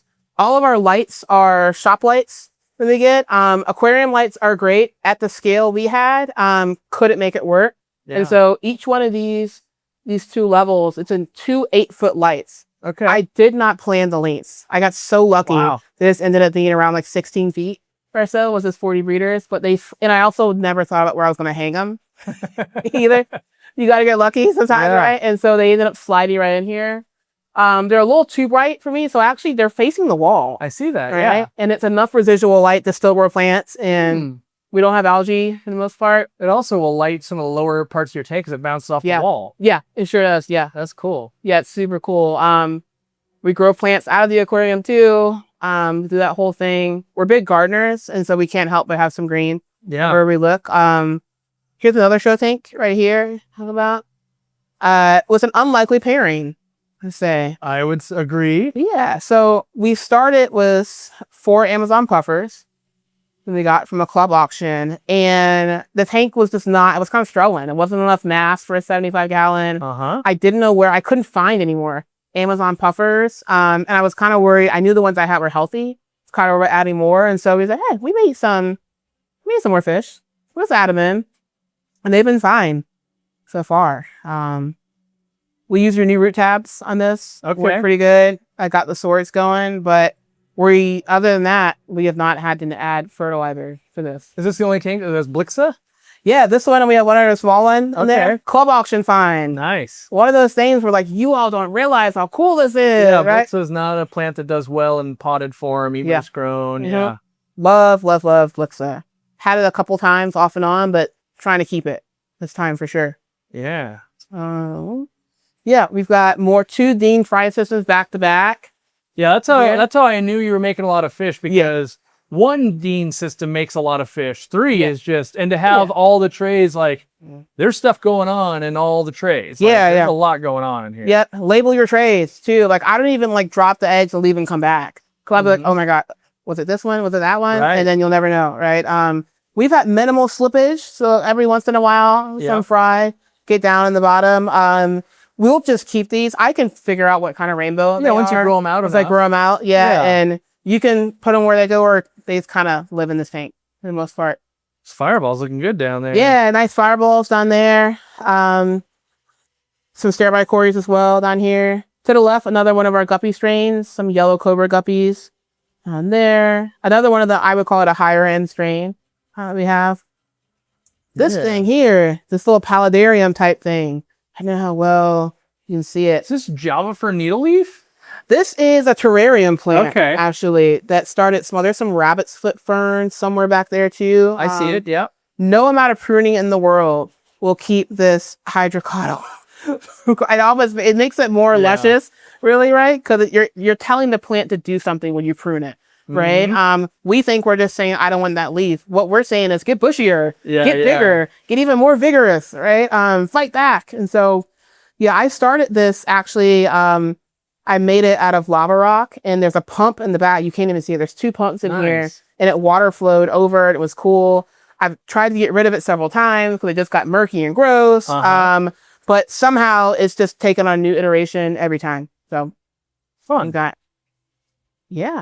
We've got a couple of 75s here to show. I can talk about the importance of retirement tanks. All right. Actually, yeah. You take it where we want to go. Yeah, I'll take you there. So we'll start here. You gotta look at these fish and be like, God, they're so ratty. They are. These fish have done their job. They have earned their place in. How long have you had these ones? We have had these, I want to say this breeding group, 6 years at least. Okay. Around there, maybe 6 or 7 years. We started with a pair. Okay, wow. Yeah, and these fish don't look big because they're in a 75. When you take them out, they're chunky. Almost half of my hand size, right? They're huge. They're looking long in the tooth. We don't continue to get eggs from these. I'm sure they'll be fine, but we've retired them here, and they're living out their life down here. You know, there's also a wood cat in that cave down there, which we've had for a really long time too. Back when we had a phase, we had an Oscar, and we were like, well, what can we keep with them? And the guy was like, put a wood cat in there. Right. I don't know if I would give that advice. So you kind of made one problem a bigger problem, right? Because neither one of them, they both for a little long time, they're huge, right? Growing stuff out the tank as well. So these have been cool. If you look right above, this is another Gary Lang rainbow strain. We have Kangaroo Creeks from him. My canister filter crapped out. I'm looking for a new one. I just kind of left it plugged in. And here I was going, the Fluval 1 series, or not the 1 series, but the smallest one, running the tank. Turns out not even on. Not even on. Yeah, it just drips and drabs, and sometimes it works, sometimes it doesn't. But we've got this big water lily. We just repotted it. We made the mistake of putting it in a pot without a hole in the bottom. And when we took it out, it was just root bound. Root bound, yeah. So she's bouncing back now. I also think I have black radiology because I didn't realize the canister filter was shutting on and off so often. So that made it go. Also in here are albino red head Tapajos. Yeah. These are really pretty already. Got 4 of them. They're going to grow out. They'll probably, once they get the size they're going to get, we're going to... Is that a breed for profit? Breed because you like it fish? This is a fun fish, right? Yeah. Although... we have orange Venezuelan cories in here that were just supposed to be decoration, and they have bred several times. Nice. And here we actually have some babies in the other room of those. I was so surprised. I thought we had accidentally put a different Cory in there because they're pretty small already. That's right. You heard there's still another room. Yeah, there's still all other rooms. There's a couple more rooms actually in here. So this is a brand new tank we have been setting up. I think I set this up last week. Okay, all inspired by this beautiful sword that we got from a club auction. He didn't know what kind it was. I've never seen it before. Do you have any idea what kind of sword it is? Yeah, I'm not sure. What I would guess would just be wrong. So yeah, I have no clue. It's shooting up this runner. I'm tempted to cut it. Actually, I want to see the flower, right? But it's killing the rest of the plant. So, it takes a lot of energy, for those that don't know, to make the spike. Yeah. And so if you clip it, it goes back into making more plants. Yeah, it does. And I actually wanted to go half on this with someone in the auction. I couldn't split it. It was like the root ball was the size of my fist. I see. On it. It was just a massive plant when we got it. Couple scleromastics in here, a couple more Loricarius semolina that I bred, and obviously a whole lot of Calitawa. Yeah, the Calitawa is mucho jealous I am. Like that is. We'll send you some. Yeah. This is a fish that I would breed just out of, I don't even care if they were sold. I feel like this should be one of the dominant rainbows in the hobby. Yeah. Because it's the perfect size. They love planted tanks. Like, you know, when you get them really in that color and they're popped, like, oh, wow. Like it's on my to-do list still. Yeah. Sure. And some fish you have to be careful with them, right? Like these will take it. Like they'll eat whatever you give them. They'll take with most of the parameters you give them. They're beautiful every day, no matter what you do. And even these, if you are a little washed out, you can leave it, right? We're always in and out of this tank. But yeah, these are really special rainbow fish. Right beneath them, we have Cholas Arena, Alanai, Wapoga, I think red varieties. Got these from Dan's Fish, as well as the Calitawas. These get kind of big. But when they color up, gosh, like there's a really cool picture in Amazonas magazine. If you Google these, that's the picture that comes up. Also, I mean, these look good here too, but when they're on fire. Yeah, when they're on fire, they're just killing it, right? Also have some L333 Plecos. I wonder if that one's on eggs. It's kind of wiggling. Yeah, kind of doing the wiggle down there, isn't it? It's doing that wiggle. Maybe fanning eggs. Could be. Speaking of eggs, this is our revamped baby station. Over here, this is the nursery, or the hatchery, as you would say. This used to be full of storage totes, and I was running a Daphnia farm, like a personal Daphnia farm. Yeah.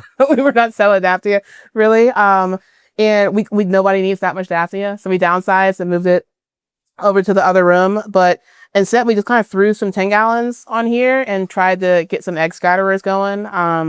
We've made some barbs, we made some long-string cherry barbs. We have bred Hillstream loaches for the first time as well. Nice. Here. So I could talk about kind of the mechanics of this. Yeah, that's where I was kind of going over here going, I know what's going on, but the viewers won't know what's going on in here. So sure, yeah. So we can shout out Daku Aquatics. And you all did a tour of Daku. Yeah. Daku, I think 3D prints these right here, and we don't have a light. So it's kind of hard to see in here, but you can get one on his website. We've also made a DIY version on a next tank that you can see. Okay. But what's happening is, we're telling the fish, please spawn in this spot, right? There's the plants on there. There's the plants on there, right? In my opinion, if you have any other plant in this tank, go spawn on that, right? If I'm in nature and I see a fishing hook and then I see some food in the corner, I'd probably go get the food and not the hook, right? Or if I see a fake worm, right, on a hook and then I see a real worm, it's really easy to tell what's the real worm, right? If I only ever have fake worms, then it's all kind of equal, right? Yeah. So that's why this tank is intentionally pretty bare. They'll probably spawn a little bit every day.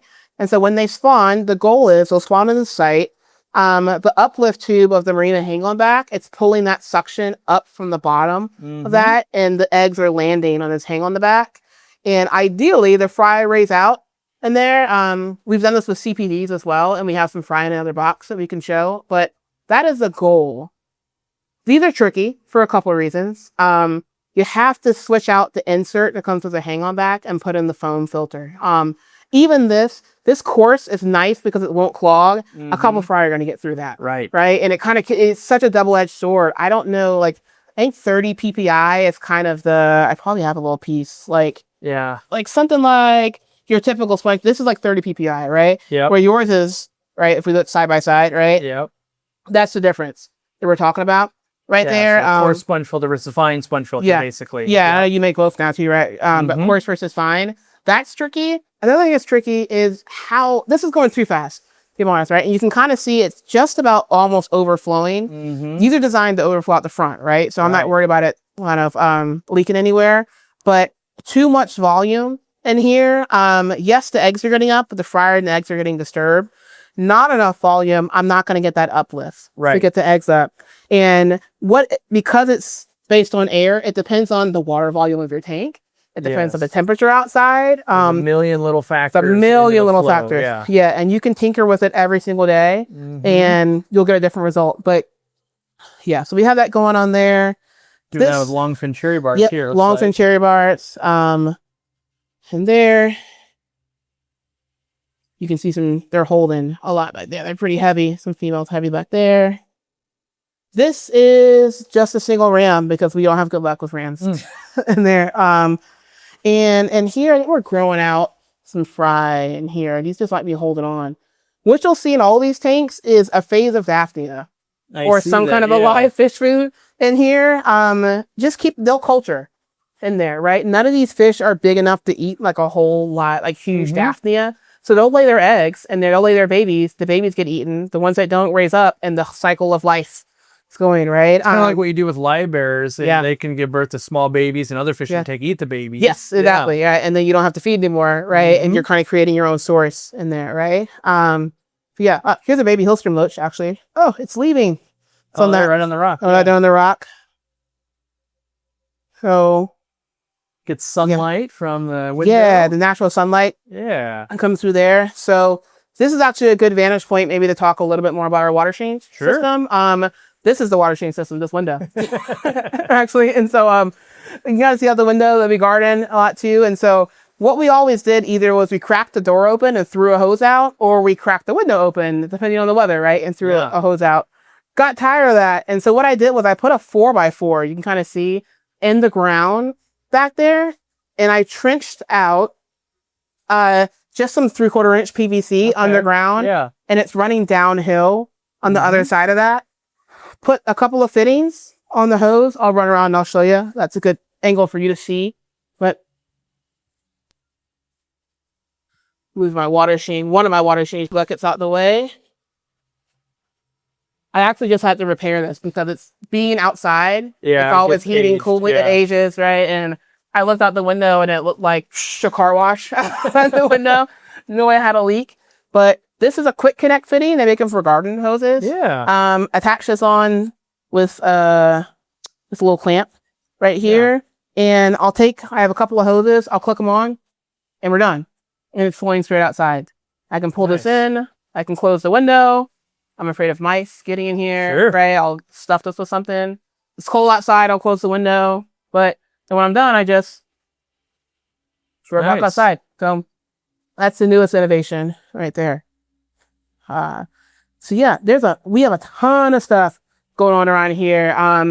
The main theme of this fish room is being iterative, right? Like every corner is a new weekend project, right? And we have had to retire weekend projects too, right? Your imagination can get bigger than your abilities, right? It can get bigger than your budget sometimes too.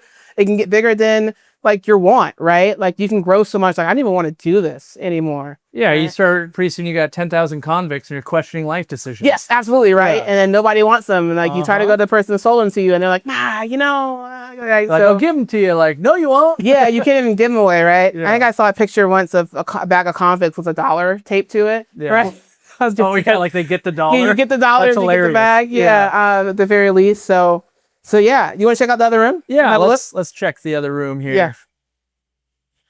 Yeah, so co-op green, I like it. Yeah, co-op green for sure. Yeah, and so what we got going on in here? These are the starting point for a lot of Medaka rice fish in here. So all different strains. We've got Mirage kissing longfins. I know Medaka folks are crazy about where'd you get them from. I will tell you where I got all these from. I'm not going to gatekeep.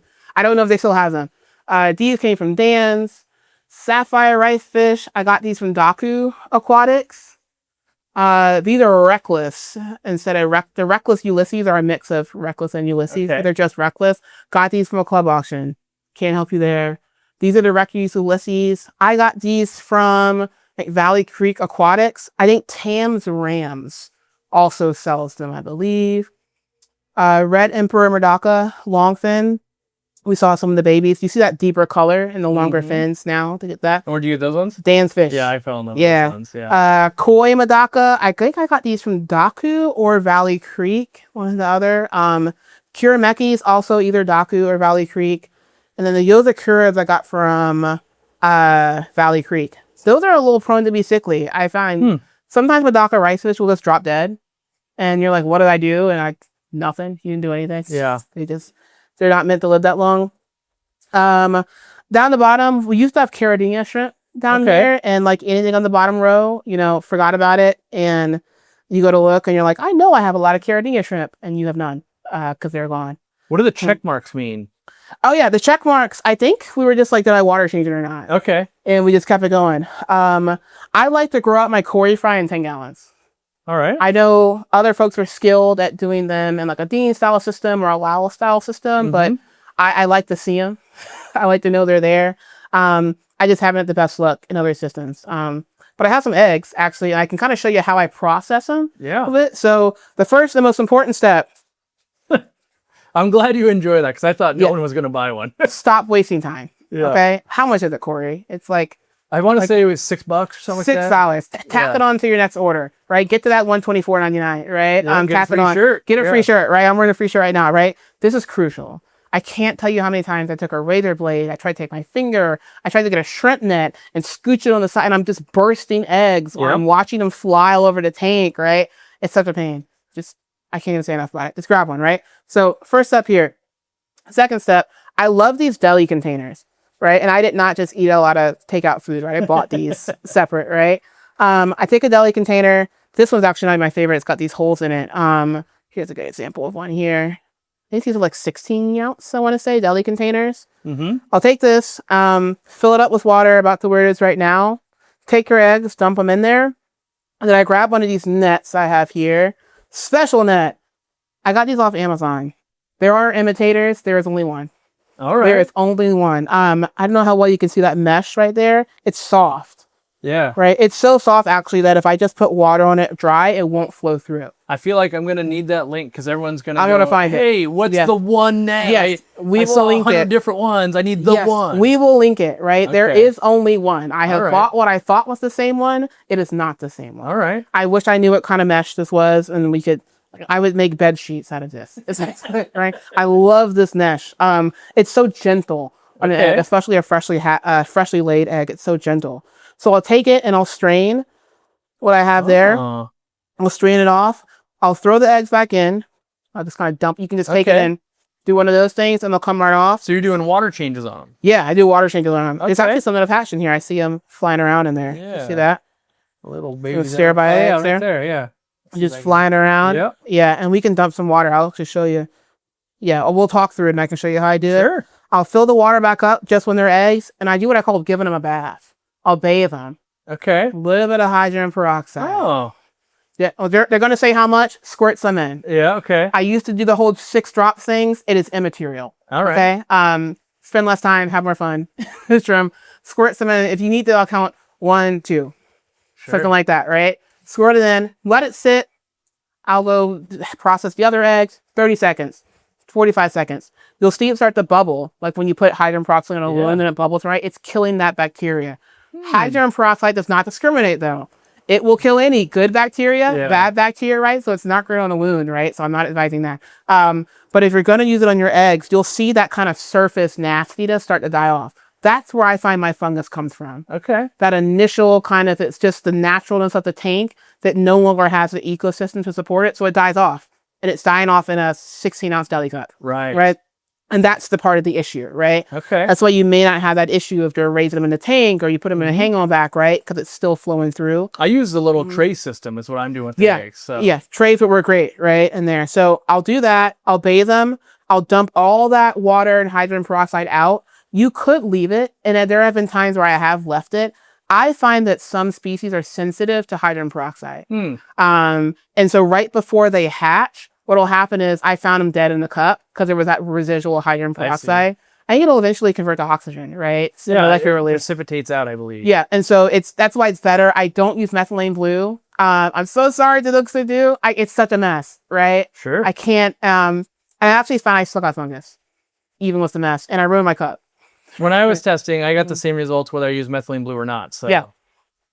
Some people swear by it. I finally was making enough eggs. I'm like, I want to test, and I don't see any difference for me. It wasn't for me, yeah. And so that's how I do all of my Cory eggs. And every day I'll change the water, right? Try not to skip a day if you can. The hydrogen peroxide is only effective to a certain amount. Yeah. And that bacteria you're not killing everything in there. It's going to come back.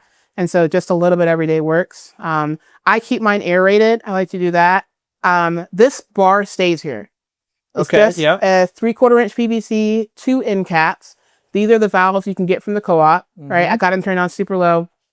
And I have one all the way on the end. That's my input.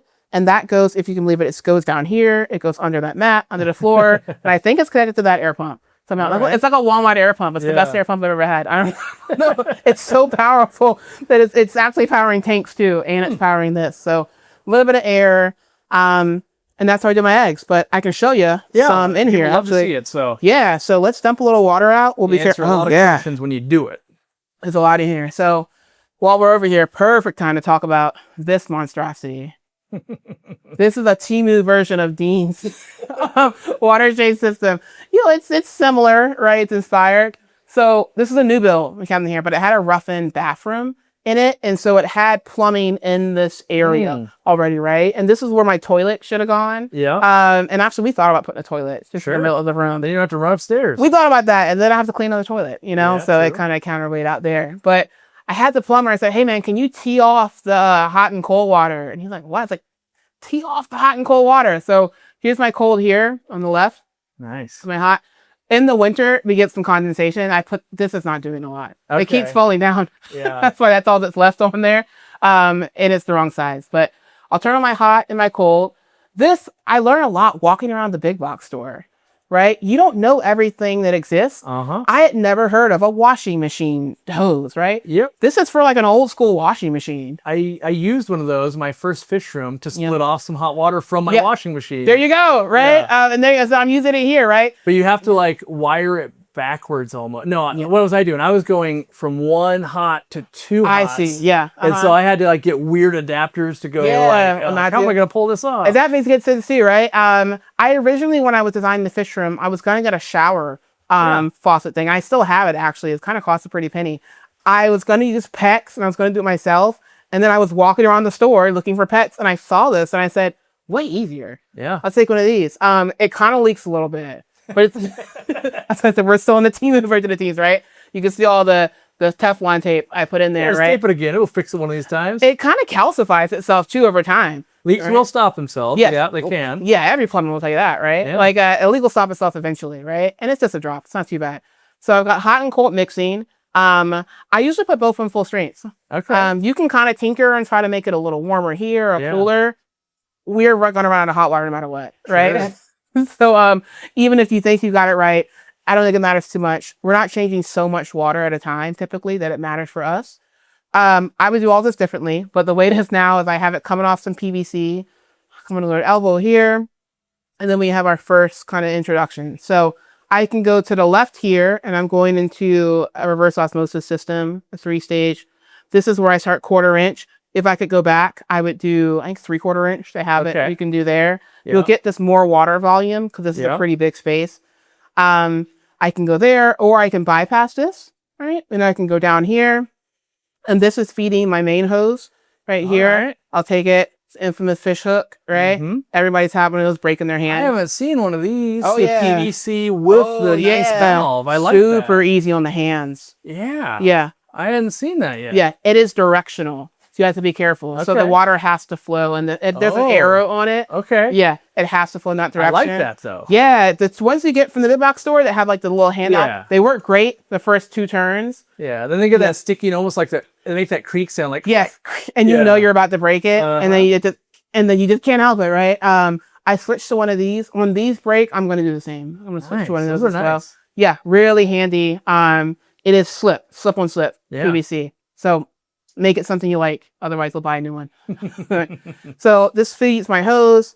I made this just in case I needed to fill. I mostly use this to check for temperature when it really matters. Okay. Oh, well, if I have a lot of cold water, I'll flush it out. Here, I'll do that. Going back up, I'm going to my RO system.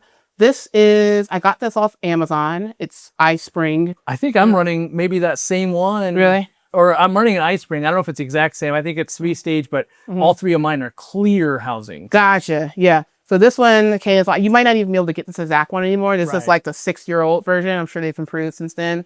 I've got a sediment filter here. I guess you're supposed to put it in the clear one so you can kind of see. Yeah, right? see when it's clogging before it explodes and floods your place. Pretty much, yeah. So clear sediment here, and then carbon, 2 carbons. One day I got a wild hair, and I was like, I bet I have chloramine in my water. Should I get a filter that specifically mentions chloramine? And so I did for the second one. Okay. I don't know. I could have probably assumed that the carbon filters would, anyone would take chloramine. Sure. Wanted to have one that said it. I get it. Yeah. Made me feel better. Technically, like our warehouse, it takes a special type of carbon to pull out chloramine. Okay. Okay, so maybe I wasn't that So you might have lucked out in the right way, or Corey's just making stuff up. I mean, that is a true statement, but I haven't run the gamut of testing on carbon to be like, all carbon does it. You know, I know like I don't know, but I no clue.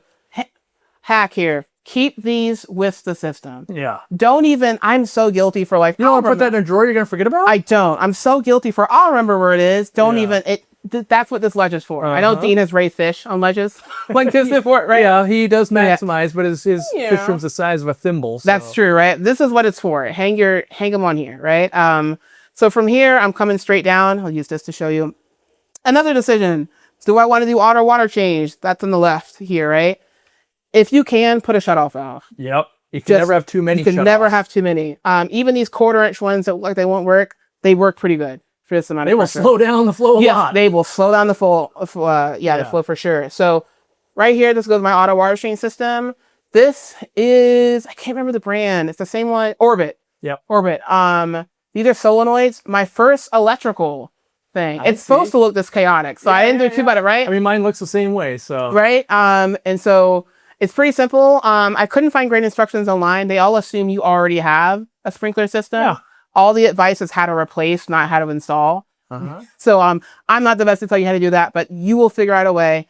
Come through here. I have 3 zones right now. Overbuild. I can put up to 6, and I could even add on to the left if you need it to. I bought 2 that were 3 each here. So this is 2 3s that are connected together. So this right here comes up and out. These are quick connect fittings. Get them offline.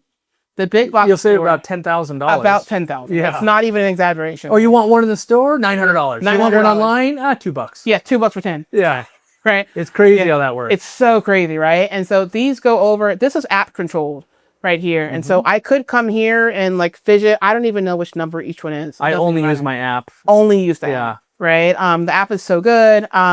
Yeah. So that's what we use there. This is a Rockio, I think similar to one you have. Rockio. Yep. Get runs one, my store, runs my warehouse, runs my fish room. One area you could mess up. Get one that has at least the number of zones as you anticipate on having solenoids, because they sell these. I think they come in like 4, 8, and 16. Yeah, exactly. Yeah, something like that. Try to jump to the 16. Yeah, quite a jump. Like the menu wise, like, oh, that's pretty.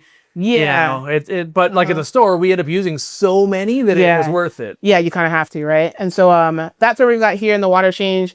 Another thing I haven't seen a lot in other water change systems is this nice little hook right here. This came with the iSpring. Nice. All of our fish keepers, we were retrofitting something, right? This is meant to go under your sink, and this is meant to go on the counter, so you can get some water when you want to, right? That's not how we're using it, right? But the hook was so nice, I said, you know what? I'm just going to drill a hole in the sink and put the hook in. And so right now, when I do these eggs, bringing it back full circle, I'm going to be able to use this filtered water coming out, right? Yeah, RO water, right? Yeah, filtered RO water. I can turn on my RO. Actually, I can turn on RO, and that's going to fill my bucket over here. But this is just sediment, carbon coming out of here, right here, right? And so I find that it makes it easier to do eggs. If you have it, use it. So I'll show you how I do that now. You make it easier, you'll actually do it. You will actually do it, right? Yeah. And this is a 6-year-old method. Okay, it's not perfect, but every time I've had a Cory spawn, I've done a little different, right? So this is the best I know right now. So I'm going to turn on my water. This is the manual part of it. And then if I turn, so nothing is flowing right now, right? I can turn this on. Turn it off. Super easy. So I'm gonna wet this first. I'll just show you what happens if you don't wet it. Sure. So if I just pour this through, see how it kind of just sits on there? I'm still holding some water. It's like that surface tension problem. Exactly. Meniscus or something like. Yeah, it's meniscus, right? So I'm just gonna dunk it. Okay. Done. Right? And now it's gonna feel much easier. I'm holding this now because I don't want to just drop any fry in the sink. I've done that a few times. And I've just been... That's sad times. Sad times, right? So I'm just gonna pour over here. You can see some of that gunk going out. I'm going to get pretty close. I don't want the fry to go into the net. Yeah, there's quite a few fry in there. Yeah, quite a few. All right. That's pretty close. So, yeah, just a 98% water change. Here's my 98%, right? And there's something else floating in there. I don't know what that is. They must like it. Doesn't matter. So, you'll see them kind of moving crazy around there. Now, this is a good instance. I have some fry and some eggs. I could dump all of this, but we have discussed. I'm a little neurotic. I will show you what I do. This is my special proprietary pipette. There you go. Where I have cut the tip off at a certain point where I can suck up the fry, right? You gotta move quick because they will swim back down it. Sure. There's not a lot of pressure on this. I've taken out the most important part of the pipette. The top. Restricted part. The restricted part, right? And so I can take this, I'll just grab something like this, right? I'll put let's see, I can put a little bit of water in it, actually. Let's turn this on. We don't need a lot. I just don't want them going in dry. How about the co-op towel? Yeah, I'm going to start flying out here just to do videos because you've got all of my merch around. It makes it real easy. It does. So I'm going to do my best. These are stir-bys. They're pretty big. You can see I got one right there on the end. Yeah. It's in there. So I'm just going to quickly pick out. Right on the right-hand side here. I think 3 of them just flew out of my pipette. Let's see. My wife and I have talked about game show ideas before, and this would be definitely one. How long it takes to separate the fry from the eggs? Yes, and the whole time you're like, I should just dump this.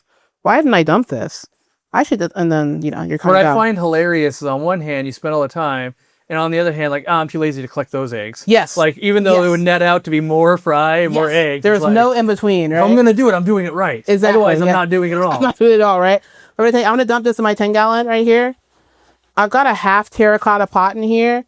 I find that they like to congregate under that. Okay. So if I ever wonder, did any of them make it? I can come down here with a flashlight and I'll see them down there. Nice. So now, a cool last part of this. I still have some eggs in here. And I thought I missed a fry. I didn't. So I'm going to take this and strain it through this net. I might even rinse this off. I don't know what some of this stuff is. It's probably just a little residual here. All right. I'm going to turn it around. Bop it. Yeah, for people that don't know, Corydoras eggs are used to be handling by your hand. They're very tough compared to a lot of other eggs. Yeah, very tough. And these are pretty big eggs, right? They range a little bit. I think the Duplicarius are the biggest eggs we have, like pie diameter. I'll take a little bit of water. I'm just going to rinse one off the side. Maybe that much. About half an inch. That's an inch and a half, I would say, right? Yeah. I'm going to grab my hydrogen peroxide. This is going to break the internet right here. Yeah. Someone's going, no, you're going to get... Oh my gosh. It doesn't need to be precise. All right. I'm not leaving it very long. I don't think you can put too much. You can probably not put enough, to be honest. All right. Hydrogen peroxide is incredibly gentle, right? On humans, on all kinds of things. So you can already see it start to bubble a little bit in there. And I actually see a bad egg. I'm going to pull that out. I know a lot of angelfish breeders swear by the hydrogen peroxide. Yeah, I actually have hatched angelfish with hydrogen peroxide. That's what I use it for all my egg hatching ventures. I use it to sterilize stuff, but I have not used it to hatch any eggs. Yeah, it's clean. I keep it in a spray bottle like you are over there to sterilize stuff. Yeah, a little BBA. Yeah. It'll kill that a little bit. So I'm just going to swish it. I got a little, there's not a lot of fizzle in here because these have been washed a couple of times, right? And so I'm going to take it over. I'm going to dump all of this out. I'm going to try to get some of that smuts out first. See that egg? Am I going to catch it? I caught it. Okay. All right.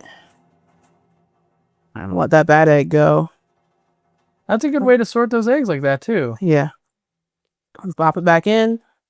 Then I fill it up. Does the hydrogen peroxide get rid of the sticky part of the egg? Because a lot of times mine want to stick to the tray and stuff like that, and they don't pour as easy as that is. I'm not sure. I have found that right when they're laid is their stickiest. Okay, because I don't really touch them after I move them once. Yeah. For me, I wait till they hatch out. Yeah, they're so sticky at the beginning. And they actually, I think they're more fragile right when they're laid. Then you wait a little bit. Okay. Right? I think I've seen Keeping Fish Simple say like, hey, I'm going to wait a second to pick those. They just laid them. Sure.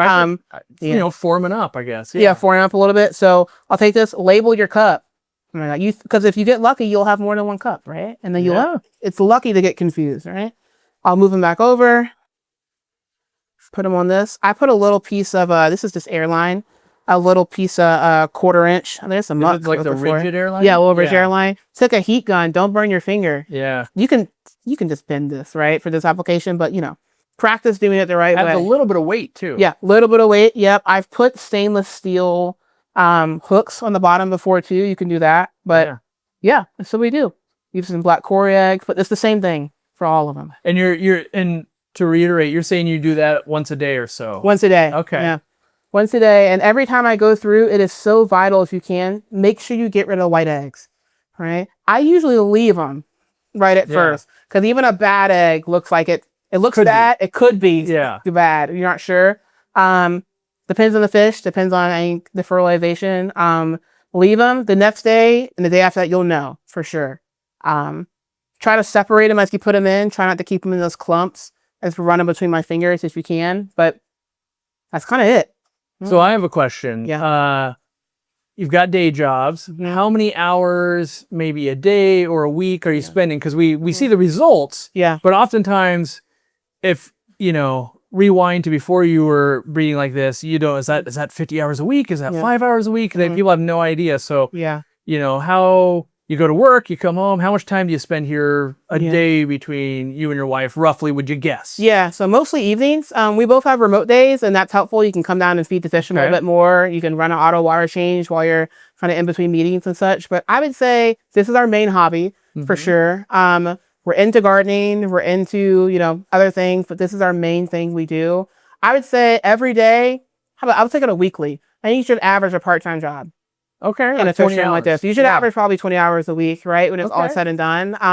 It doesn't have to be, 3 hours every day, right? Like it can be, a few hours on the weekend here and there. It can be 30 minutes a night if that's all you have, right? And I know you're lucky because your wife's into it too. Yes. Is that each of you spending 3 hours or combined 3 hours a day? Okay. And I'm going to be honest, if she could see me right now, I think she spends more time than I do. Right. My thing is I want to build it so I don't have to touch it every day. Yeah, I'm the same way. Right.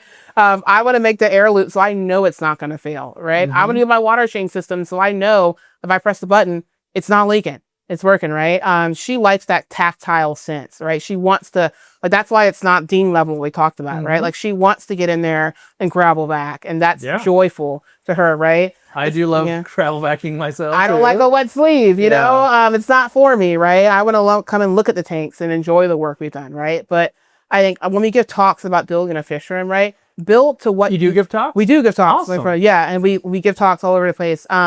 What we have found to be a balance over the years is find what you're good at. Try to do more of that. Okay. I know we love to challenge ourselves just in society, right? A fish room to me is the wrong place to be full of challenge. Good.